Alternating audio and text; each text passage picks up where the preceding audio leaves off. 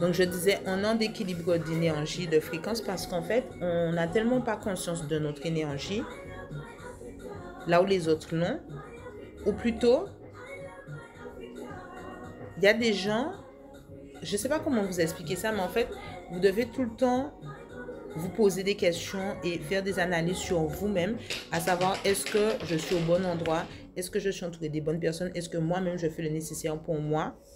Est-ce que je suis... je me donne le meilleur traitement possible, en fait. Parce que attendre ça des autres sans se le donner à soi, c'est... Voilà, et c'est le message. Parce qu'en fait, pourquoi je vous dis ça? Moi, tous ces temps-ci, j'ai dû mettre de côté des gens auxquels je tenais parce que je tenais à eux plus qu'à moi, parce que je m'aime plus que eux, ils s'aiment. Du coup, peu importe l'amour qu'ils me donnaient ou qu'ils pensaient me donner, je méritais plus de toutes les façons, je méritais pas moins.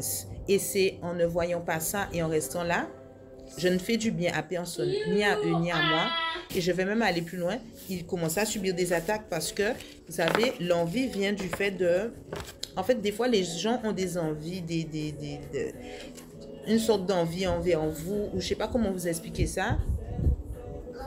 En fait, il y a un déséquilibre aussi, où même inconsciemment, ils se transforment en vampires énergétiques parce que ils comprennent tellement pas votre énergie qu'ils comprennent pas à quel moment il faut arrêter. Vous voyez, c'est comme rester au téléphone avec quelqu'un longtemps, mais ça n'a rien de productif.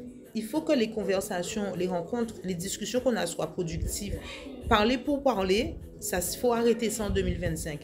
Et moi, par exemple, moi, j'ai décidé de me débarrasser de gens qui parlent pour parler, qui font pas ce qu'ils disent et qui disent pas ce qu'ils font, mais surtout qui font semblant d'évoluer. On veut de la vraie évolution, on veut de la vraie évolution, en fait.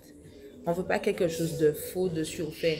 Moi, quand je parle d'évolution, je parle vraiment d'améliorer mon environnement, mes relations et être la meilleure version de moi, pour moi, mais pour les autres. Donc, la complaisance, non. Par exemple, je ne veux plus avoir d'amis avec qui, encore une fois, je suis au téléphone et on ne se connaît pas vraiment parce qu'on reste en surface. Ça ne m'intéresse plus. J'estime qu'à mon âge, je dois avoir des relations qualitatives. Et c'est sur ça que j'ai travaillé. Et c'est pas facile. C'est pas du tout facile parce que on va toujours passer pour la méchante. On va toujours passer pour la méchante de l'histoire.